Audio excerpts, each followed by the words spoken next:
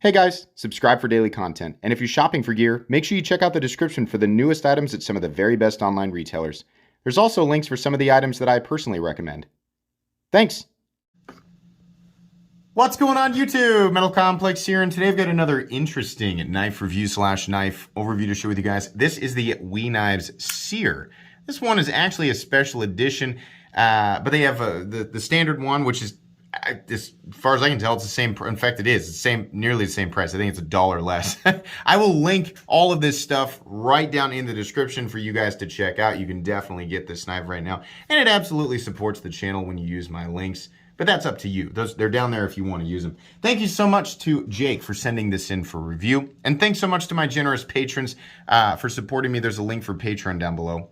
And please make sure to follow me on Instagram at metal_complex. All right, let's go ahead and get a measurement of this guy. The Seer, it's definitely a large, well, it's a full-size knife, for sure.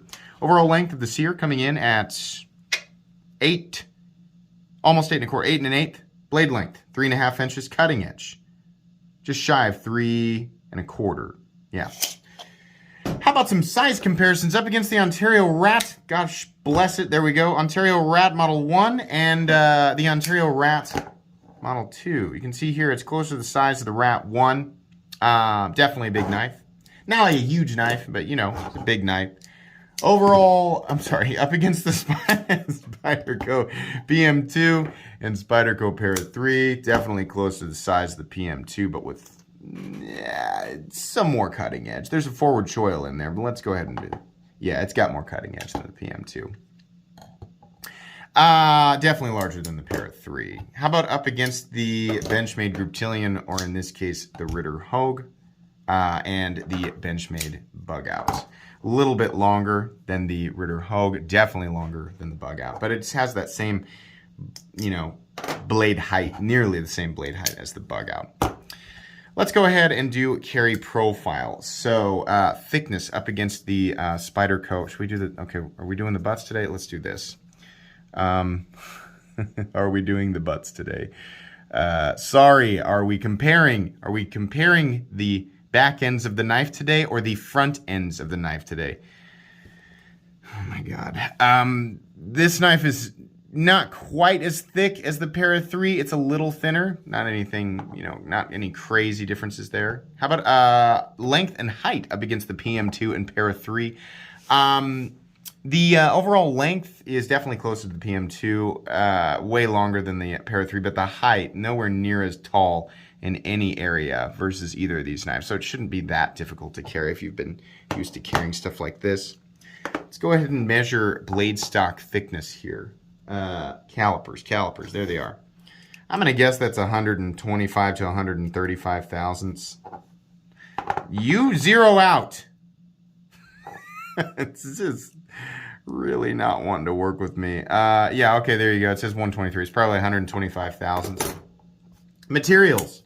CPM 20 CV blade. Yes, that is an American blade steel. It's not, there is no Chinese 20 CV. It's, they get it from Crucible, which is from the US, and then they turn it into a blade and put it on their knife.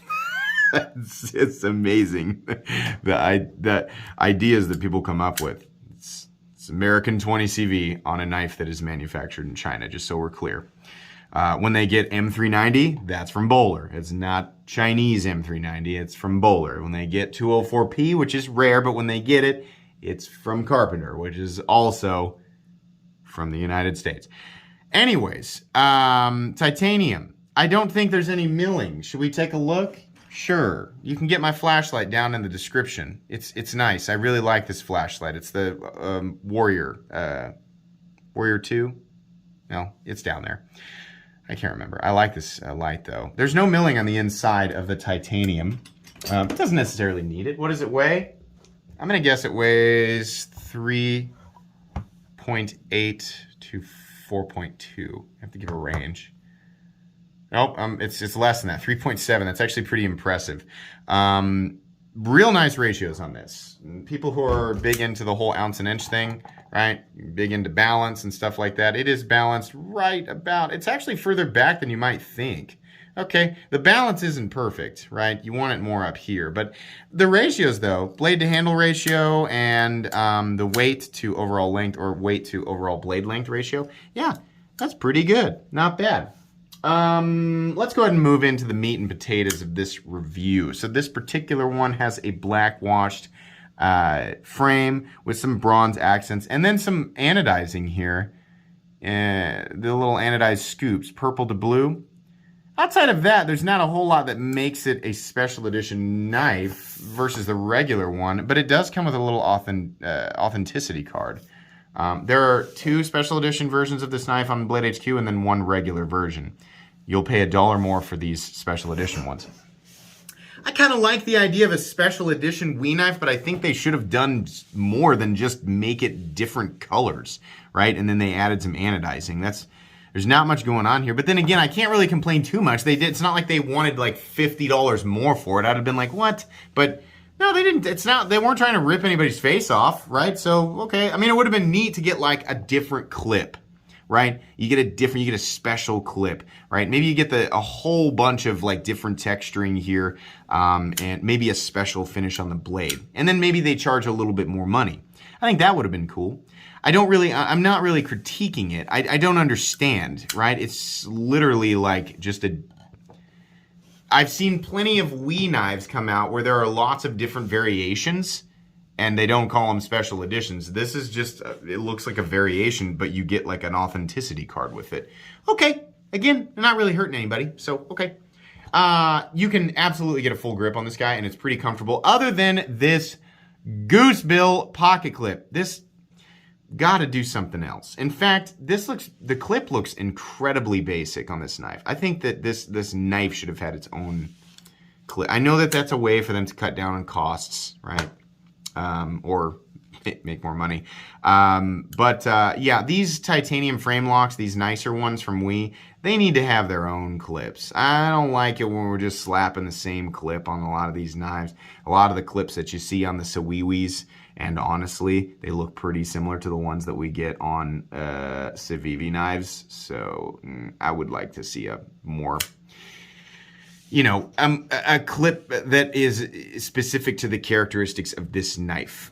Because this pocket clip doesn't work with it. And honestly, this pocket clip in general, for the one that they're using in a lot of their models, just always creates a hot spot. I don't like it very much. But the rest of it I do like. The lines are really good. Nice. The chamfering all the way around is good. They've got a little bit of texturing in here, right? Just to add some character. Again, I like how WE does their pivots because they don't put anything on the blade. That's beautiful, right?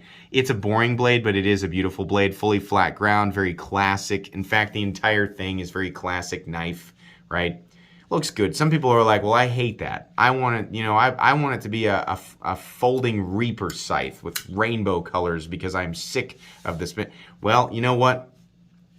They make those. So if that's your cup of tea, good luck carrying it. But, then go buy that. You clicked on this. Remember, you saw this knife sitting like this and you clicked on it. You're here.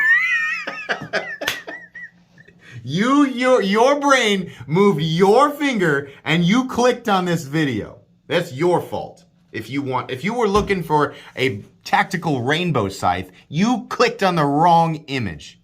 Anyways, hand satin finished, finished blade, which is nice. I actually prefer that as far as satin finishes go, which I'm sick of machine belt satin finishes. As far as satin finish goes, a satin finish goes, these are much nicer, and the lines are consistent, so it looks good. The edges nicely knocked down. No, it doesn't even really get sharp out there at the edge. The only sharp area is really the blade's edge, and it does taper and get thin pretty aggressively. That is going to be a performance-oriented blade for sure. You do have a fairly roomy forward choil. You can almost get your second knuckle in there safely, but yeah, it feels pretty good. Single knuckle for sure, so if you need to do that detail work, then you can do it. Definitely a knife that is going to perform the way that you want it to for knife stuff, right? So if you're cutting cardboard boxes, you're processing wood, rope, rubber, right? Maybe you're just cutting up some fruits and vegetables and stuff. It's definitely not a kitchen knife and won't lay flat, right? But it'll do that if you need it to. That's a good blade, and I think the geometry is accentuated by 20CV, or 20CV is accentuated by this blade geometry, however you want to say that. This is a good blade, and we get to enjoy all of it, except for this area right here where it's numbered. 258 out of 610 CPM 20CV. That doesn't really bother me. That's fine. The action, it's okay. It's kind of tight. A lot of WE knives come tight, and then the more that you play with them, the more that you mess around with them, they get a lot better. Again, I'll give you guys a trick. I should talk about this in most uploads, but 10 weight nano oil, which I do have linked down in the description. I think it's still available. It comes in waves. What you want to do is add a single droplet to that detent ball right there. And then maybe, if you want to, you can take the knife apart and put it in the bearings, but I just kick it in there.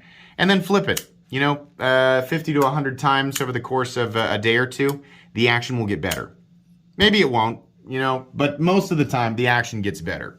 But these come a little bit tight. In this case, it's exactly what I expect from WE knives, right? By the way, there's no double clutch. That detent ball was up on the face of the blade, so that's good. I was curious if that was, let's see where it gets there. Right there. So you can see the detent ball passes right there, and it's well up on the face of the blade, which means you can turn it and wiggle it shut if you want to, but it is going to feel a little tight. Smooth, not grindy, it's just tight. There is is that ready to be mounted? Yeah, it is. Okay, so it does have a mounting position for the pocket clip for left-handed people, so that's nice. I do like the bronze, like the rich bronze screws up against the black. The purple and blue on this guy looks a little weird, but again, you can get, there's 3 different flavors, at least that I saw, so you can pick up the ones you want. But I do like that rich bronze up against the chalky black. I think that looks nice. Lanyard hole there, lanyard bar, for those of you who like lanyards. And then the pocket clip is free to be positioned where it should be, which is in an optimal space. So it's nice and deep, which is, I like that. The knife sinks fully into the pocket. I think there should have been a slot milled in the titanium for the pocket clip. I think it looks cheap when you mount it on top, but okay, that's where it is. And then again, I don't like the goose bill. There is a steel lock bar insert that doubles as an over travel stop, so that's nice. I like the way that WE does their pivots. This one, adding, the fact that it's bronze, it looks a little bit better than the standard ones. Your flipping action, we didn't really talk about that. Breakaway the detent, it's exactly what you'd expect. You can push button it, and you can light switch it with ease, no issue. Locking up at pretty darn early, honestly. That's like 15%, something like that. No blade play, up, down, left, or right. No lock stick. No pivot lash. Nice detent, nice click. And we are centered. There is a stop pin in it's just a traditional stop pin. And there's some shouldering there, which is nice. Yeah, just another, what we expect build from WE. I'm glad that they're doing some of the safer stuff. On the other hand, this is also the type of stuff, because it's like I've said before, WE knives, for a long time they were just doing like wacky, it was basically the equivalent of a local carnival ride. You were like, I don't know, I'm honestly not sure what's going on there. I'm not sure what the theme is. Is that intentional? Is it supposed to be working like that? They had a lot of stuff like that, and now there's like a lot more practical, kind of dressy, classic, right, looking designs. They're also a lot safer, and a lot of them tend to look the same. So in that sense, it can be a little boring. But yeah, it looks good. It's made well. Fit and finish is good. I don't have any complaints there. It's a bit boring. Could have had maybe a bit more going on here. The clips, got to get rid of these stamped and pressed clips.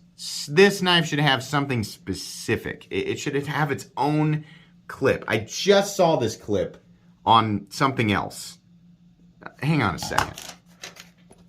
Let me open this up. Yeah, the Sakshi. It's almost identical, right? The only difference is that out at the end, this one's flat, and they decided to make it less flat on this guy. There's another WE knife over here. I wonder if that one has the same. Let's look.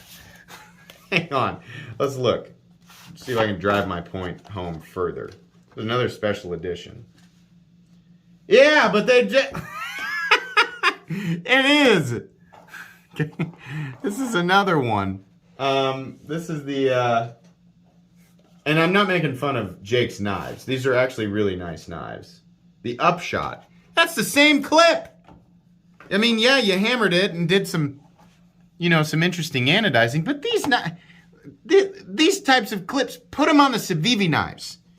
If we're going to pay between $150 and $200 for a knife, I want it to have its own clip, especially the ones that are over $200. I think that maybe they can get away with it on the sock sheet. That's $100. Well, carbon fiber shouldn't be $180. The G10 one's a $150 knife, which I still think is overpriced. You can kind of get away with it on that knife. These have a little bit more identity, or they look like they should. The clip takes away from that. That's an inexpensive way to do the pocket clip. Those are inexpensive clips to make. They're probably saving a little bit of money doing that, and then therefore making a little bit of money doing that, right? So no, I want these to have their own clips. Don't do that. Don't do that with the nicer stuff. This thing deserves to have its own clip. It's nice enough that it should have a specific clip. So what is this? Well, it's $215. The only really, I don't think that's too bad. I think WE's been creeping up in price with a lot of their stuff, and it bothers me sometimes when I see like $250, $260. That's not bad. It's not like blowing me away. I think fair would have been $185 or so. It's nice. 20 CV, hand satin finish, titanium, good action, good fit and finish, right? Everything we want. The pocket clip sucks. I want it to have its own clip. These are nice knives, and honestly, I'm not going to speak for WE. I have great respect for WE knives, and I've enjoyed many of them. But it kind of like, the whole thing has this presentation like it's really got its own thing. I mean, it's safe and kind of vanilla. It kind of blends in with a lot of stuff, but it also does have like hey, somebody took this design seriously, thought about a lot of stuff, and then they just slap this. It's like, imagine, imagine, okay, like the new, I just watched the reveal for the new Z06 Corvette, and everything was so specifically crafted and tuned. Everything, they put so much attention to everything. Imagine they do that for the whole car, right? And then for the wheels, they do 1999 Ford Taurus wheels. That's what it feels like. It's like, why didn't you do the wheels? Like they're just the wheels. Oh man, I like WE knives. I don't like to see these just one size fits all clips on them. I don't like to see that. Price isn't bad. This is a cool knife though. In a general sense, this is a recommendable knife. If you see this knife and you're like, wow, I like it. Is it made well? Is it gonna work? Well, yeah. Not gonna go. I don't need everybody rushing out to get this thing. I'm not trying to create a bunch of hype for something that is good but not incredible, right? So yeah, it's a good knife. I honestly like the lines, and it's the size of the size and type of knife that I like to carry, right? It will perform. It will cut. These are made well. They are serious knives. I want them to take the pocket clips more seriously. So yeah, that's really all I have to say about the Seer. It's cool. Nothing ultra special, but cool. Thanks to Jake for sending this in. Like I said, links down in the description. It does support the channel when you use my link, so I would appreciate that. Please make sure to follow me on Instagram at metal_complex. If you enjoyed this video, leave a like. If you'd like to check out my other content, I do, of course, have lots of videos of knives that are either expensive or inexpensive that I do or don't like, so check those out. And if you enjoy all my content, go ahead and click on that Metal Complex logo right there and subscribe, because there's definitely more coming. Thanks again for watching, everybody, and have a great day.